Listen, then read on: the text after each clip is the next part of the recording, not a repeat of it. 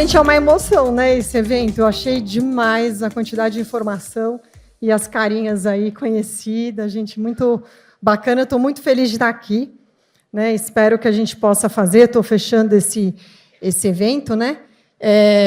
Mas tem coisa, parece que tem um brinde, né? Alguém tinha que falar de um brinde aí, né? Hã? É sorteio. Tem alguma coisa aí. E também depois tem o happy hour, né? Enfim. Mas vamos lá. A Sondotécnica, ela tem uma atuação global. Atuamos aqui rapidinho, deixa eu passar para vocês. Alguns dos nossos clientes. Então, fazemos diversos projetos em diversas áreas. Aqui alguns dos nossos números. Então, vamos lá.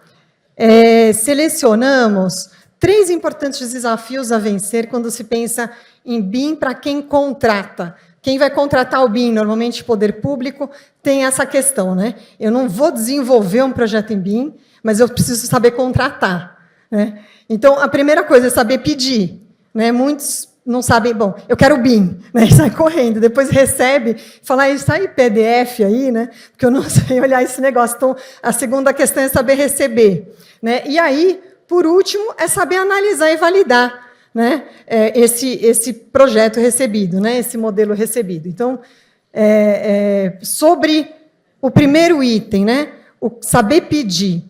Então, vou voltar um pouquinho, uma questão histórica, só para a gente tentar contextualizar. A gente está falando muito de inovação, e esse aqui é o Dassault, com o senhor super simpático com o seu software CATIA, em 77, fazendo lá seus projetos de avião. E aqui está o nosso Niemeyer, com o projeto do Lúcio Costa, né, fazendo também o seu avião. Só que o nosso avião, ele tem raiz, né? A nossa engenharia AEC, assim, a nossa indústria da construção, ela é implantada, né? Ela tem esse diferencial, né? Os aviões ali, o pessoal da Dassault voa, né? Um projeto faz uma série, né? Então, imagina o valor agregado, né? Você investe um monte em tecnologia, porque você melhora um pouquinho do projeto, você está melhorando toda uma série, né? E a gente fica lá na nossa caneta, né? Tentando resolver, né, os nossos projetos. E eu acho que tem um pouco aí, isso o professor Nardelli, se tiver aí, foi ele que um dia me alertou essa questão. Bom, definição do BIM aí para o nosso decreto lá de 2020, quando se fala assim, eu vou contratar BIM, tem que lembrar, o que é o decreto diz, né? Bom, eu vou contratar o quê? Tecnologia, processo, um modelo, né, que tem possibilidade de usar em diversas etapas. Então, é muito mais complexo contratar um 3D, né? E aí, quando se pensa nesse 3D, nesse modelo digital, isso aqui não é decreto, isso aqui é o que a gente vem percebendo. É muito comum a gente acabar recebendo perspectivas de um modelo. É a prova de que tem um modelo. Então, vai lá, imprime os PDFs bonitinhos, mostrando que, ó, eu fiz, tá vendo? Né, tem lá um modelo. Isso não traduz a potencialidade para quem recebe o modelo ter realmente recebido esse modelo. Então, assim, é preciso, quando se contrata em BIM, prever que o visualizador tenha a posse do modelo. Ele muda o ponto de vista. Essa é a grande diferença. A gente tem que saber que, quando a gente contrata em BIM, a gente tem que ter o poder de mexer nesse modelo e visualizá-lo de diversos ângulos, né? Então, contratar em BIM e receber perspectivas inertes é não receber o que se contratou. Então, aqui tem alguns exemplozinhos, né? Então, não deixa de ter o 2D, né? O 2D, ele muitas vezes, principalmente para obras de infraestrutura, é extremamente importante, mesmo durante o processo, né? Só que ele como se fosse a janela para ver o modelo, né? Então, o modelo está lá representando todos os projetos, mas a prancha ela conduz o olhar, né? Aqui um outro exemplo. Todo mundo pediu para eu falar um pouquinho, não vou falar, mas essa é uma favela, seu Leozinho, se tiver aqui também. Então, a gente antes recebia projetos assim em 2D, uma complexidade para entender a volumetria, principalmente a densidade, e quanto que a gente ganha de ter esses modelos com a posse ali, de poder visualizá-los, né? Ou até coisas assim, que você fica pensando, será que precisa realmente modelar? O quanto a gente não pode ter, não é bem uma modelagem, não está vetorizado, mas é uma nuvem de pontos que aí contém informações, coisas a se perguntar. Então, assim, isso aqui é o Escher, é a provocação. Aqui é como se fosse, é um modelo que eu tirei lá o PDF dele, né? Então, não é uma questão de 3D, porque, olha, ali o pátio, ali embaixo, ele está lá embaixo, né? Na verdade, está vendo? Ele pode ser o teto, né? Conforme a gente olha. Então, isso significa que não é uma questão de quantidade de dimensões que eu contrato. O BIM, o que ele pressupõe? Que não tenha omissão. Essa é a questão. E aí, isso é importante, porque assim, a gente, como auditores, muitas vezes de projetos em BIM, então chega um projeto em BIM, a gente audita para ver se ele está conforme foi contratado, né? Eu não vou falar o nome de ninguém aqui, está tudo protegido, mas já recebemos de contratos em BIM, bonitinho, um arquivo que seria de BIM, ele tinha a planta e o modelo somente detalhado nos pontos em que já estavam pré-definidos onde seria feito o corte. Né? Porque, se o cliente não sabe ver, não tem essa coisa de ter... Ele tem que mexer no ponto de vista, né, do modelo, ele pode simplesmente receber o modelo e achar que está tudo bem, porque ele está lá, tem a foto do modelo no ângulo que vai sair, os cortes ali onde tem que sair. Então, a gente tem que sempre pensar que o BIM é esse todo. Eu tenho que ter esse todo e poder olhar o modelo de diversos ângulos. Então, esse é um primeiro aprendizado. Agora, aí a gente se perde. A gente quer tudo, né? E aí vem um pouco o que o professor Toledo fala, né? É para quê? Qual é o uso que vai se dar a esse modelo? Para que eu vou usar o modelo? Então, não é tudo, né? Porque tudo também é enlouquecedor. Né? Por exemplo, na favela, a gente fez o levantamento de Paraisópolis e tinha varal, né? Tinha uma caixa d'água, não importava para a gente um monte de coisa. E o modelo, na verdade, foi uma grande simplificação do que realmente eu precisava olhar para aquele projeto específico. Né? Então, é muito... E aí que é saber pedir. Aí que vem o tal dos requisitos, né? O que é necessário, e aí tem a ver com o uso. Né, que é aonde que eu estou. Né? Esse modelo vai servir para quê? Né, exatamente. E aí a gente começa a ver, bom, o que eu devo pedir é o que vai me servir naquele momento. Né? Então, sabendo que ainda não é só para quê, mas quem sou eu nessa jogada? Eu sou uma gerenciadora, eu sou a própria projetista, eu sou para quem que eu estou pedindo e o quê? Né? É para uma construtora. Então, isso é muito importante. E para entender, para ter a possibilidade dessa longevidade, né, de permanecer com esse IFC, com aquilo que estava lá no decreto, né, para poder ter o potencial desse modelo servir para todas as etapas da construção, ter o potencial, a gente tem que usar o IFC. O IFC é um esquema de dados. A gente precisa ter medo dele. Né? A pessoa fala, IFC, não vai dar certo. É um esquema de dados. É a forma como os softwares reorganizam os seus dados para fazer a representação de uma forma ISO, uma forma que está padronizada. E isso faz com que, não importa depois a versão, né, o seu software que estava usando para modelagem mudou a versão, perdeu. Acontece, né? Infelizmente acontece. Então, o IFC é a chance, sem contar que tem inúmeras possibilidades, inúmeros softwares para uma única tecnologia não vai conseguir abarcar todo esse ciclo. Né? Então, é por isso. Bom, então, resumindo aqui nesse o quê, né, é permitir autonomia para se mudar o ponto de vista, definir os requisitos, né, então é aquela questão do uso, para que eu vou querer esse modelo, e garantir essa longevidade, que é a questão aí do IFC. Agora, vamos lá para onde? E aí vem uma grande confusão também, que muitas vezes as pessoas desistem por aí. Então, eu sou contratante, BIM, né? Eu não sou projetista, eu vou contratar.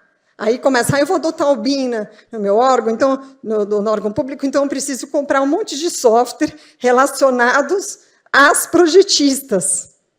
Né?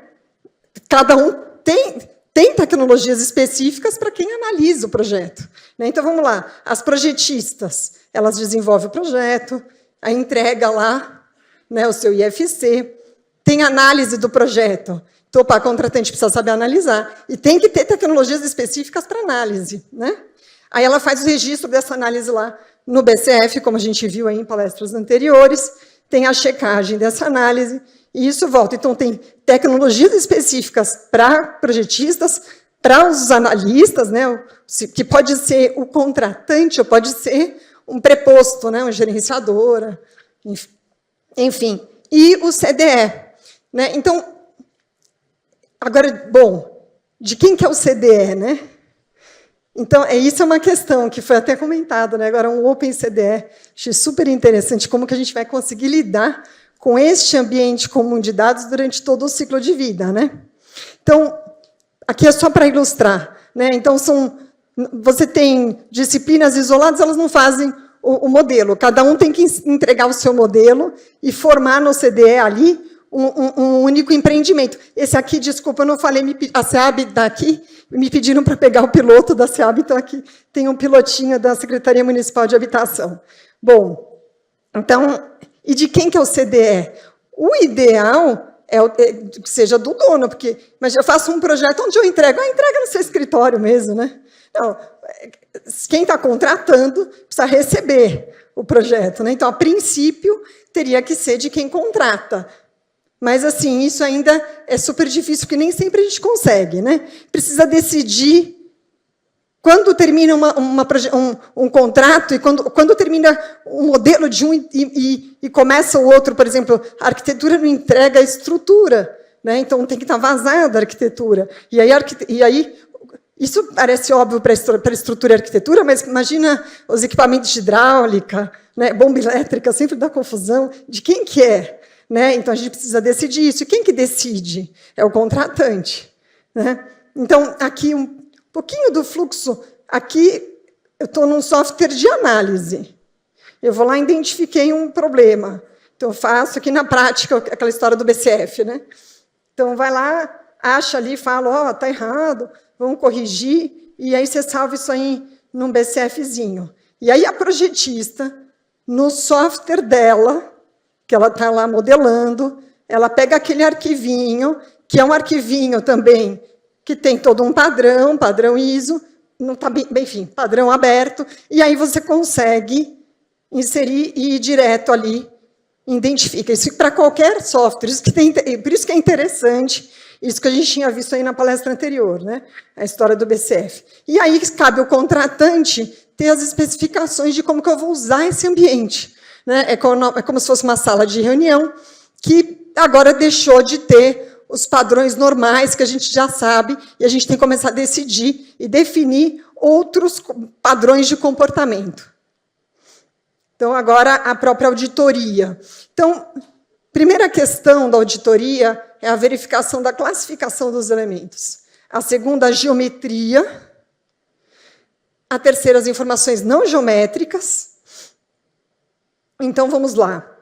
Aqui, para classificação, o que é isso? Né? Então, por exemplo, você pega aqui o modelinho da SEAB, aqui, ó, você tem, no IFC, por exemplo, que estava definido ali para escadas ou para guarda-corpo, veio um tanque de retenção. Às vezes é fácil observar, às vezes não. Por exemplo, você pega uma soleira que está como porta, é muito difícil olhar. Então, por isso que a gente também faz uma auditoria em planilha. Nesse caso, com o FC Analyzer, a gente vai lá e busca padrões que estão... Está lá o tanque, lá o poço. Então, você consegue identificar que as classificações não estão adequadas, né? E isso é muito importante, porque as quantificações começam... Todo o trabalho começa por aí. Né? Esse aqui é o nosso Clash, que eu acho que é o mais famoso de análise, né? Todo mundo faz, aperta o botão, sai automático, sai fazendo Clash. E a preocupação que a gente tem é, muitas vezes, em órgãos públicos, existe já pessoas que sabem analisar projeto, a geometria dele, se está dentro das normas. Né? E essas pessoas precisam estar junto.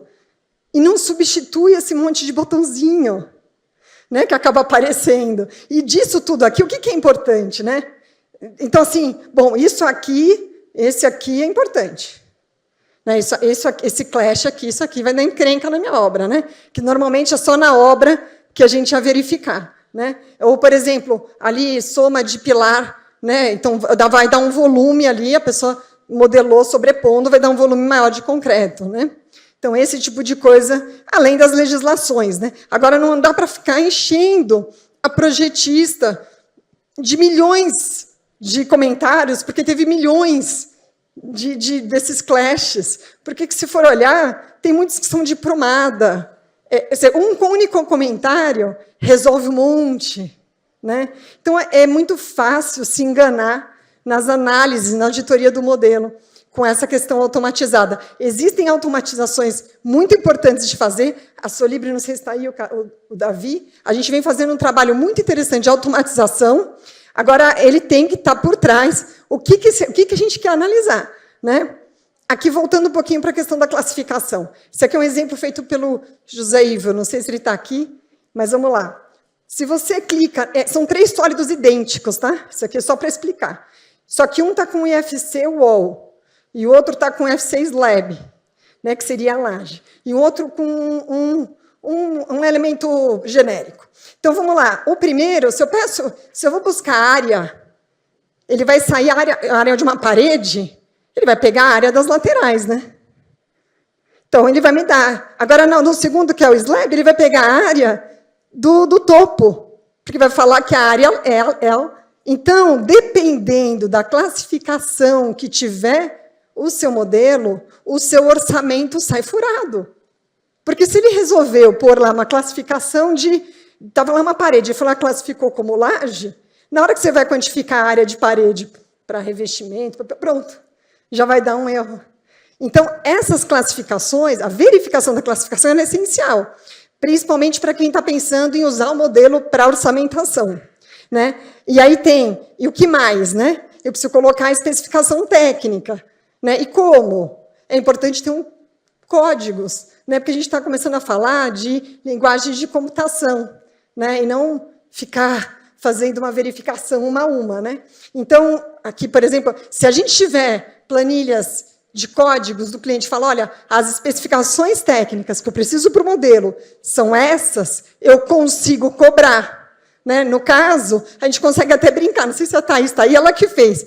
Ela entende Python, pegou o IFC, pegou o Python, eu falo que é uma brincadeira, mas é uma coisa super bacana. Né? E aí, com o Python, ela consegue identificar, põe lá o IFC, fez um microprograminha, né, interno, você coloca o IFC e ele já analisa, dependendo da classificação do elemento, se os códigos solicitados para o cliente estão batendo, estão de acordo. Esse aí que a gente fez, ó, projetista super tranquilão, 98% de acerto aí. Né? Então, resumidamente, tem a questão, o orçamento, ele tem questões que são não modeladas e questões modeladas, um orçamento em si. Tem coisa que a gente não modela, só que interfere no orçamento. Né? Agora, os dados modelados têm questões que dependem da geometria do modelo, né? Como, por exemplo, aquelas duplicações de volume de pilar, né? Coisas assim, as colisões que a gente viu. Né? E também eles dependem da informação, né? A classificação, a codificação. E isso tudo, daí, da última coluna, ela tem a ver com os requisitos. Então, o cliente tem que saber pedir, né? Para que a gente possa receber, nesse caso, para orçamento. Peguei um exemplo, mas a gente pode pegar outras etapas aí, e pensar, bom, para que eu quero o meu modelo e se eu vou conseguir extrair dele o que realmente eu estou precisando. Né? Então, como consolidação, eu acho que eu voei. Né? Eu fiquei preocupada que eu estava atrasada o evento, eu voei, desculpa, gente, vamos lá. Como consolidação, vamos lá. Temos, antes, a gente tinha estudo preliminar, projeto básico, projeto executivo. Eu falo antes, não é bem antes, né? A gente ainda continua, muitas vezes, contratando dessa forma.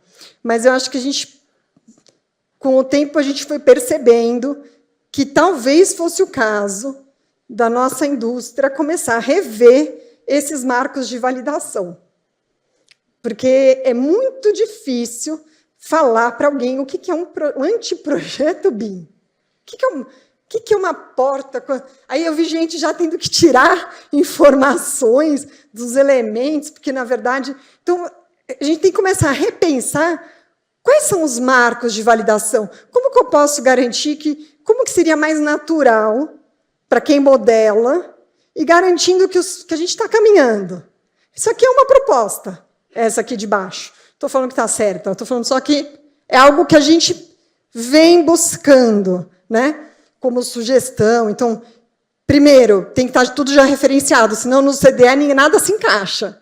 Não é? A gente tem que estar todo mundo conversando no mesmo. É aquela história, a nossa indústria da AEC, ela é implantada, ela está em algum lugar. Ah, mas tem.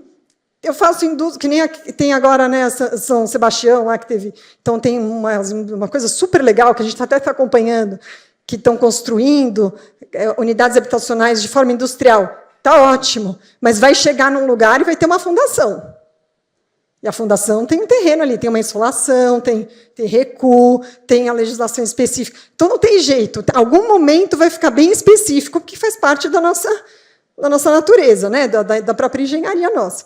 Então, o modelo está já referenciado, ele atende às diretrizes iniciais ali do contratante, ele atende à metodologia construtiva, né? Daí o segundo, ele está tecnicamente adequado, quer dizer, a gente verificou legislações e tudo, ele está com as classificações adequadas e todas já compatibilizadas. Então, primeiro, você vê que é uma questão mais de geometria, e depois a gente começa a pegar as questões não geométricas e afinar, né? Até porque, senão, a gente pega tudo do tudo e todo mundo fica louco. Então, antes da gente ficar pensando que o código da porta está errado, que a especificação... Vamos saber se a porta em si precisa estar lá, né? Vamos pensar no macro primeiro, e depois a gente vai afinando, né? Isso deixa todo mundo mais tranquilo. E só por último, o desenho 2D. Quando eu falo só por último, desenho 2D, significa assim. O pessoal de rodovia quer me matar, que a gente faz muita rodovia, e eu falo, não, rodovia, porque não tem jeito, quem trabalha com rodovia sabe que não tem como. O modelo, a gente precisa da prancha.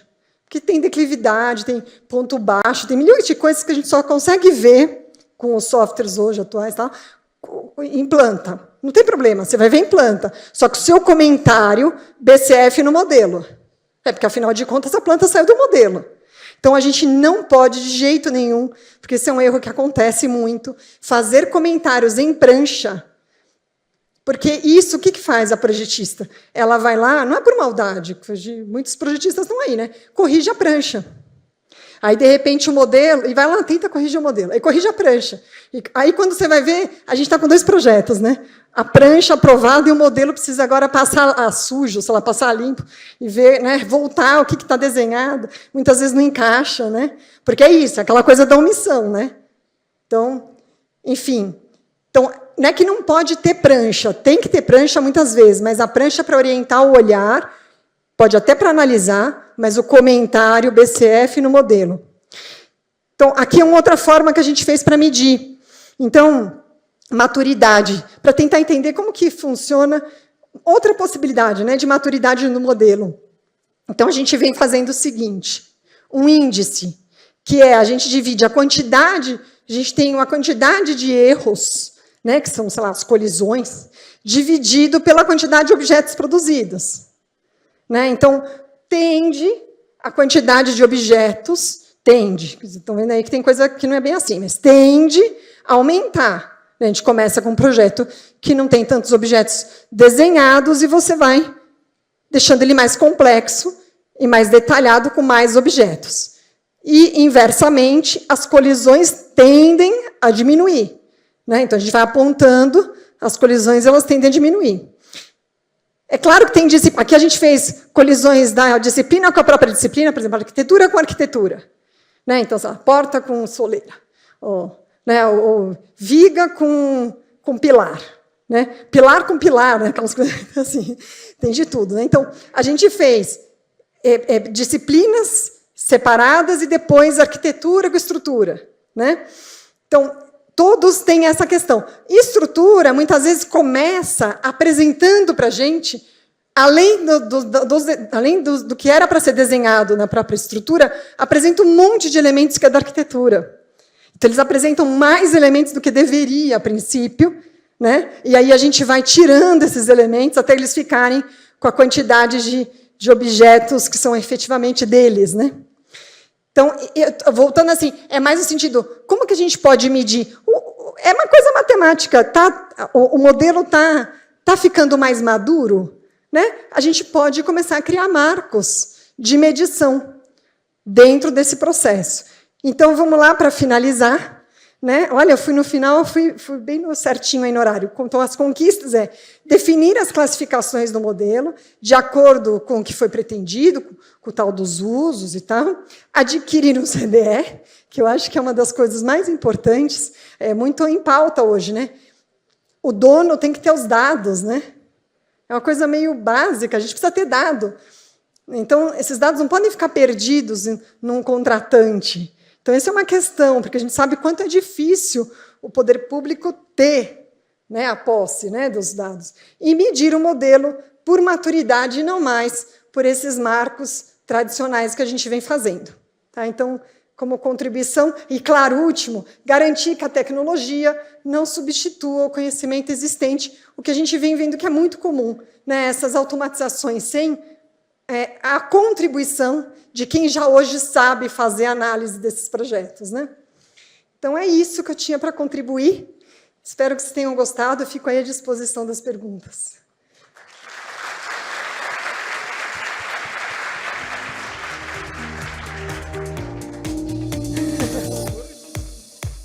Boa tarde, boa tarde. Está preparado? Pelo amor de Deus, gente.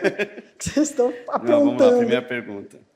Gostaria de saber se os procedimentos para adotar o BIM poderiam ser realizados em prefeituras pequenas ou apenas em grandes municípios? Sim, essa pergunta é super legal. Sim, a adoção do BIM ela não tem a ver nem com a complexidade do projeto e nem com o tamanho do órgão público. Né? Assim, mas, puxa, minha prefeitura quase não tem nem computador. Não, o computador vai ter que ter, mas, se for pensar, é muito mais uma questão de capacitação do que, efetivamente, de recurso e ter a ver com o tamanho da prefeitura. A gente tem exemplos lindos, não sei se o pessoal da Caixa Econômica Federal está aí, tem exemplos lindos de prefeituras minúsculas no Brasil, né? Municípios que estão adotando o BIM de uma forma exemplar. Então, é possível, sim, não tem a ver com o tamanho do órgão, não. Dá para... Perfeito. Vamos lá, mais uma, esse do público aqui. Sendo a prancha o produto final para a obra ainda, não é necessário uma avaliação da sua clareza? E se suas informações são suficientes para a produção? Como encaixar essa revisão no fluxo BIM? Sim. Eu acho que... Então, aqui não dá para voltar, mas, assim... Sim, naquele gráfico rosa, lá que estava rosa e azul, bem legal, o último era a documentação. Então, não é para não usar prancha, é para não usar prancha até a aprovação do modelo. Quer dizer, vamos voltar. Usa a prancha, mas não faz comentário nas pranchas até a aprovação do modelo. Aprovou o modelo? Outro pagamento, vai ser outra etapa. Tem que ter recurso para isso, que é a representação gráfica em 2D. Isso tem que estar, tem norma BNT lá, tem que estar carimbo assim, assado, as cotas não sei de que jeito, e isso dá trabalho. Por mais que a tecnologia hoje tem muitos softwares muito bacanas que fazem muita coisa já automatizada, mas isso é motivo de análise. Mas, olha só, não é mais uma análise conceitual do projeto. Aí é realmente uma análise de representação gráfica. Então, não só é necessário, como é feito, mas não pode misturar. Porque o que vem acontecendo muitas vezes é misturar a questão gráfica com a questão do modelo. E isso é muito tendencioso, porque é difícil você não fazer um comentário na prancha. Deixa esses comentários gráficos depois que aprovou o modelo. Aprovou o modelo, aí vai para... Claro, aí tem que ter prancha, né? O pessoal me mata, não fala muito que tem que ter prancha. Muito bom. Mais uma, então. Pode falar sobre a... Peraí, perdi aqui. Atualizou. Pode falar sobre a definição dos níveis de desenvolvimento dos elementos do modelo pelo contratante em função da seleção do regime de contratação adotado? Uau! Mais complexo. Eu acho que é alguma pegadinha de algum... Quer que eu passe vergonha aqui, né? Não vou falar o nome, não. Não, vamos ver, não sei se você entende direito a pergunta, se você faz alguma coisa, mas assim, esse nível de informação é algo que a gente vem sempre com muito medo, porque foi a palestra da Sala 1 que eu vi hoje, foi muita informação hoje, né? E falou algo muito parecido, LOD. Foi o Dudu. Né? LOD é nível de desenvolvimento, é nível de detalhamento. Você vê que vários cadernos, por exemplo, de Santa Catarina, tirou essa história de LOD e falou, gente, pelo amor de Deus, esquece. Né? Então, o que a gente percebe que dá certo? É o que falaram que não é para ser uma planilha de Excel, né? Mas, por enquanto, a nossa planilha de Excel. Aí depois a gente vai chegar naqueles dados lá, né, de computador, super legal. Mas, por enquanto... é uma planilha mesmo, falando esse elemento, eu quero com essa classificação, eu quero com estas informações, né, com esse código, porque isso que vai servir, isso vai ser útil para mim, né, para o que eu quero, para o uso, né, a história do uso. Então, essa planilha, aí você fala, pô, mas isso é um LOD 400, um LOD 300, não importa, porque alguns elementos seus vão estar uma coisa mais específica, porque é o que você precisa, outros vão estar com uma coisa mais geométrica, sem muita questão de especificação técnica. Então, de verdade, assim, cada contrato tem as suas especificidades, ainda bem. E aí você tem a planilha que tem os dados que são necessários para o projetista acertar. Agora, por que é importante isso? Porque senão fica aquela história do tudo. Aí o órgão público não sabe muito bem pedir e fala assim, então eu quero tudo. Aí a projetista fica enlouquecida, desenhando o parafuso do guarda-reio lá da defensa, desenhando a maçaneta, só pesa o modelo. Sabe? É melhor colocar um risco ali, porque o que eu vou precisar é o metro linear. Eu preciso do referenciamento daquilo e o metro linear. Eu não preciso... Aí está bom, eu preciso de um detalhe, então libera um 2D em detalhe para a pessoa e linka com o BCF e está todo mundo feliz. Né? Então, assim... eu acho que essa coisa de saber pedir, ela não saber pedir, acaba matando as projetistas, de verdade. Né? Porque todo mundo quer tudo. Né? Então, fica difícil. Então, assim, o que exatamente a gente quer para ser útil? Né? Para ser útil o modelo para a gente, do que fase que a gente está. Né? Então, essa coisa de nível de informação, normalmente uma planilha do Excel, aí até a gente aprender a fazer lá como a Thaís faz no Python, sei lá, com computador, aí tá bom. Por enquanto, um Excel, acho que estão chegando mais perguntas aqui, mas a gente tem 2 minutinhos ainda. Eu tento responder rapidinho. Com o avanço na difusão do conhecimento BIM, teremos um momento quando as plantas baixas não sejam mais necessárias? É sonho, né? Não, mas eu acho que não é... Gente, porque na hora que você está com o CDE e a plantinha lá, e você tem o poder de mexer, né, que você te mandou tirar umas... Você tem o poder de mexer, você tem um botãozinho lá, que você clica e você olha em planta. Então, a planta baixa está lá. E eu duvido que... eu não acho certo a gente pensar que dispensa, porque é uma condução do olhar. O 2D ele é muito importante, ele é uma condução do olhar dentro do modelo. Né? Às vezes o projetista quer falar, gente, mas eu quero mostrar que essa relação das alturas, faz um corte. Deixar um cara perdido ali no modelo, sabe? Não precisa, né? Pode fazer, você conduz o olhar. É como uma janela. Né? O 2D é como uma janela. Então, a planta é isso também. Claro que a planta é muito rica. Né? Mas não perde planta. A planta está em qualquer... Você tem o modelo, você tem a planta. É só apertar lá o botãozinho, fazer ele cortar, vai estar a planta ali. Né? Essa aqui eu achei muito boa.